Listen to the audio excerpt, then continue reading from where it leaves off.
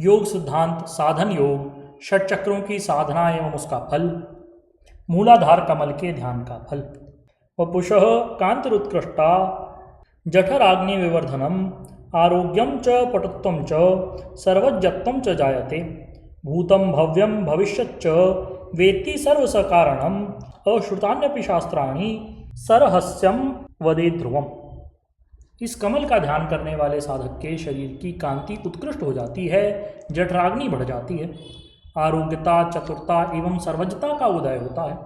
साधक भूत भविष्य को जानने की शक्ति वाला हो जाता है और बिना पढ़े सुने शास्त्रों की व्याख्या करने का सामर्थ्य आ जाता है। वक्त्रे सरस्वती देवी सदा नृत्यति निर्भरम मंत्र सिद्धिर भवेत् तस्य जपादेव न संशयः जरा मरण दुःखोद्यात् नाशयति गुरोर्वचः इदं ध्यानं सदा कार्यं पावनाभ्यासिना परम ध्यानमात्रेण योगिन्द्रो मुच्यते सर्वकिल्बिषात्।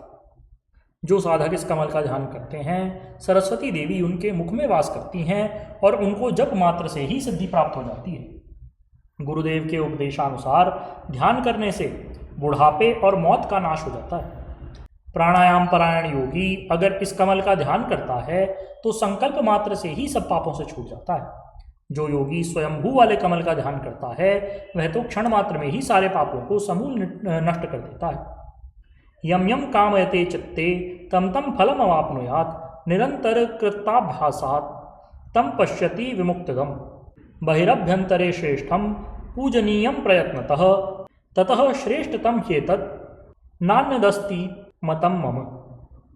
इस कमल का ध्यान करने वाला योगी जिस जिस कामना का मन में चिंतन करता है उसके फल को अवश्य ही प्राप्त कर लेता है।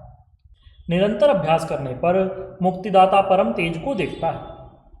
बाहर भीतर दृष्टि समान हो जाती है। इससे अधिक और श्रेष्ठ ध्यान नहीं, यह सर्वोत्कृष्ट ध्यान है। जो लोग इस पवित्र ध्यान को छोड़कर इधर उधर का प्रयत्न करते हैं वे तो बड़ी भारी भूल करते हैं। आत्मसंस्थम शिवम त्यक्त्वा बहिस्थम यह समर्चयेत हस्तस्थम पिंडमुत्सृज्य भ्रमते जीविताशया आत्मलिंगार्चनम कुर्याद अनालस्यम दिने दिने तस्य स्यात् सकला सिद्धिर नात्र कार्य विचारणा निरंतर कृताभ्यासात् षण्मासे सिद्धिमाप्नुयात् तस्य वायु प्रवेशोपि सुषुम्नायां भवेत् ध्रुवम् मनोजयं च लभते वायु बिंदु विधारणम ई कामुष्मिकी सिद्धिर भवेत् नैवात्र संशय। जो आत्मस्थ शिव को छोड़कर अन्यत्र बहिरंग वृत्ति से पूजन अर्चन आदि करते हैं वे लोग हाथ में आए ग्रास को फेंककर जीवन धारण करने के लिए इधर उधर दौड़ने वाले हैं। उनका यह प्रयास तो व्यर्थ है। जो लोग आलस्य छोड़ करके आत्मस्थ लिंग की अर्चना करते हैं उनको सकल प्रकार की सिद्धियां प्राप्त हो जाती हैं। इसमें विचार करने की कुछ भी आवश्यकता नहीं। जो लोग अभ्यास परायण हैं वे निरंतर 6 महीने के अभ्यास से अवश्य ही सिद्धि को प्राप्त हो जाते हैं और उनका प्राण सुषुम्ना में प्रवेश करने लगता है। मनोजयता की प्राप्ति होती है। वायु और बिंदु धारण करने से इस लोक और परलोक की सकल सिद्धियां प्राप्त हो जाती हैं। अतः भगवान सदाशिव का आदेश है कि कल्याण की कामना करने वाले साधक को इस ध्यान में परायण हो जाना चाहिए। मूलाधार कमल में गंध तन्मात्र से पृथ्वी की स्थिति है। अतः जो साधक इस कमल का ध्यान करते हैं वे लोग पृथ्वी तत्व पर विजय प्राप्त करते हैं तथा हमारे शरीर में पृथ्वी तत्व की अधिकता होने के कारण शरीर की आरोग्यता, लावण्यता आदि आदि गुणों का स्वाभाविक विकास होता है।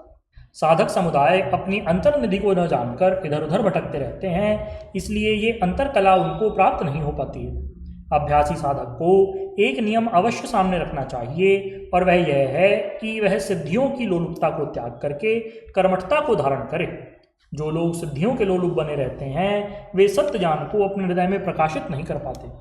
अखिलात्मा भगवान श्री कृष्णचंद्र ने अपने मुखारविंद से सर्वसाधारण के हितार्थ इतना सुंदर आदेश दिया, कर्मण्येवाधिकारस्ते मां फलेषु कदाचन मां कर्म फल हेतुर्भूर माते संगोस्त कर्मणि। अर्थात उन्होंने साधक को आदेश दिया है कि तुम्हारा कर्म करने का ही अधिकार है, फल में कोई अधिकार नहीं। कर्म फल के पीछे मत पड़े रहो। किंतु इसका अर्थ ऐसा भी नहीं होना चाहिए कि कर्म फल की इच्छा नहीं है तो मनुष्य लड़ आलसी बन जाए और अकर्मण्य बन करके पड़ा रह करके जीवन व्यतीत करे। एक जगह पर एक ब्रह्मचारी जी ने खूब धूमधाम से योग प्रचार कार्य आरंभ किया। प्रातःकाल से सायंकाल तक अति व्यस्त रहा करते थे। उन्होंने अपने मन में दृढ़ धारणा बना ली थी कि कामये दुख तप्तानाम प्राणिनाम दुख विनाशनम, अर्थात दुख में पड़े हुए प्राणियों के दुख विनाश की मैं कामना करता हूँ। अपनी इस भावना के अनुसार वह दृढ़ता के साथ कर्मपरायण रह करके आने वाले रोगियों को बड़े प्रेम के साथ साधना कराते और नेति धौती आदि कार्यों का अभ्यास कराते। लगभग 2 बजे तक वे इस कर्म में लगे ही रहा करते थे। दोपहर के 2 बजे भोजन आदि बनाते और फिर बाद को पुनः उन्हीं कार्यों में व्यस्त हो जाते थे। अपना कार्यक्रम पूरी संलग्नता के साथ निभाते थे। उनके निकट ही 1 मील की दूरी पर एक सन्यासी महात्मा रहते थे। वे वेदांत सिद्धांतों को मानने वाले थे।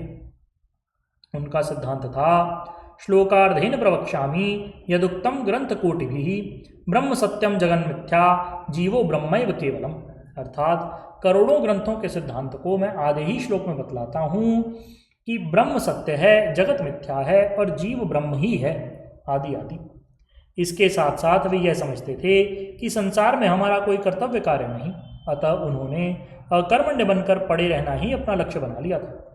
उक्त सन्यासी जी ने जब सुना कि उपरोक्त ब्रह्मचारी के पास सैकड़ों व्यक्तियों का नित्य यातायात होता है, तो उन्होंने अपनी धारणा के अनुसार ब्रह्मचारी जी को संदेश भेजा कि आप प्रवृत्ति मार्ग में पड़े हुए हैं, ऐसा आपको नहीं करना चाहिए। इन झमेलों को छोड़ करके निवृत्ति मार्ग का आश्रय लेना चाहिए।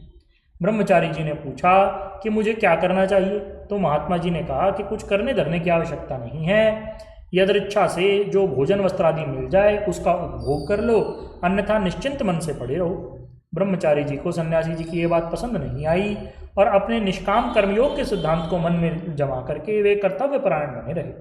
उन्होंने अपने मन में विचार किया, नहीं कश्चित क्षणोपि जातु तुष्टत्य कर्मकृत कार्यते हवशः कर्म सर्व प्रकृति जय गुण, अर्थात जन्म धारण करने वाला कोई व्यक्ति कर्म किए बिना रह ही नहीं सकता। प्रकृति उसको स्वभावतः कर्म करने की प्रेरणा देती है और विवशता से उसे कर्म करना ही पड़ता है। ऐसा न करने का अभिनय करे तो उसके जीवन में मिथ्याचारिता आती है।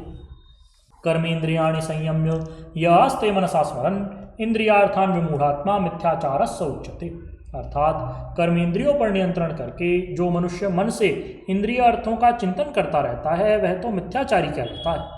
इसलिए साधक को चाहिए कि वह निष्काम कर्मयोग का आश्रय लेकर के कर्तव्य परायण बना रहे।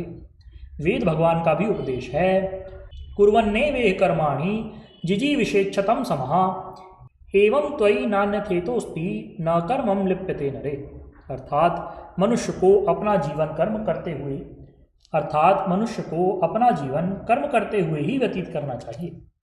ऐसा करने पर उसके जीवन में अन्यथा तो नहीं आता और न ही वह कर्मासक्ति को प्राप्त होता है। श्रीमद् भगवद गीता के 18वें अध्याय के प्रारंभ में इस विषय में अर्जुन ने भगवान श्री कृष्ण से संन्यास और त्याग का अर्थ पूछा, जो पढ़ने और मनन करने योग्य प्रसंग है। अर्जुन उवाच संन्यासस्य महाबाहो तत्त्वमिच्छामि वेदितुम त्यागस्य च ऋषिकेषु पृथक् केशिनिषूदन। अर्जुन ने पूछा, हे प्रभु, संन्यास और त्याग के तत्व को मैं जानना चाहता हूँ, इन्हें अलग अलग करके समझाइए। भगवान ने उत्तर दिया, काम्यानाम कर्मणाम न्यासम संन्यासम कवयो विदुः सर्वकर्म फल त्याग प्राहुस्त्यागम विचक्षणः त्याज्यम दोषवदित्येके कर्म प्राहुर्मनीषिणः यज्ञ दान तपः कर्म न त्याज्यम इति चापरे, अर्थात काम्य कर्मों को छोड़ देने को विद्वान लोगों ने संन्यास कहा है और सभी प्रकार के कर्मों के फल को त्याग देना ही विद्वान लोगों ने त्याग कहा है। कुछ लोगों का सिद्धांत ऐसा भी है कि कर्म मात्र को दोष समझ करके छोड़ देना चाहिए। इसके अतिरिक्त कुछ लोगों का सिद्धांत है कि यज्ञ तप दान आदि कर्म नहीं छोड़ने चाहिए बल्कि करते ही रहने चाहिए। इस विषय में भगवान श्री कृष्ण का सैद्धांतिक निर्णय है, निश्चयं शृणु मे तत्र त्यागे भरत सत्तम त्यागो ही पुरुषो व्याघ्र त्रिविधः संप्रकीर्तितः यज्ञ दान तपः कर्म न त्याज्यम कारमेव तत् यज्ञोदानम तपश्चैव पावनानि मनीषिणाम। हे अर्जुन, इस विषय में तुम मेरा विचार सुन लो। त्याग 3 प्रकार का कहा गया है, किंतु उससे कुछ अर्थ नहीं। यज्ञ दान तप आदि कर्म छोड़ने नहीं चाहिए बल्कि करने ही चाहिए, क्योंकि यज्ञ दान तप आदि कर्म मनुष्यों को पवित्र करने वाले होते हैं। इसलिए मनुष्य मात्र का कर्तव्य परायण रहना बड़ा आवश्यक है। जो मनुष्य पूर्ण रूप से अपने कर्तव्य का पालन करते रहते हैं वे लोग निःश्रेयस सिद्धि को प्राप्त कर जाते हैं। अतः योगाभ्यासी साधक को चाहिए कि वह नियमानुवर्तिता का पालन करता हुआ अपने साधन को दृढ़ता से बढ़ाए।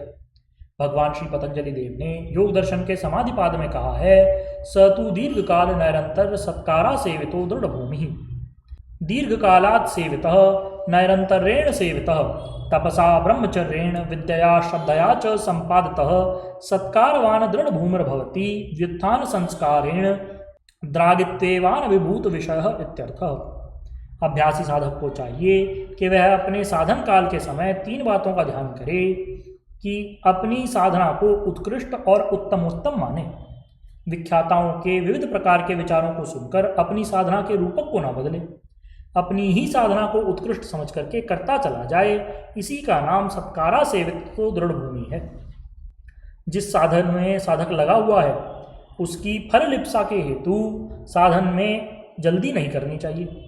उस साधन को लंबे समय तक करते रहना चाहिए।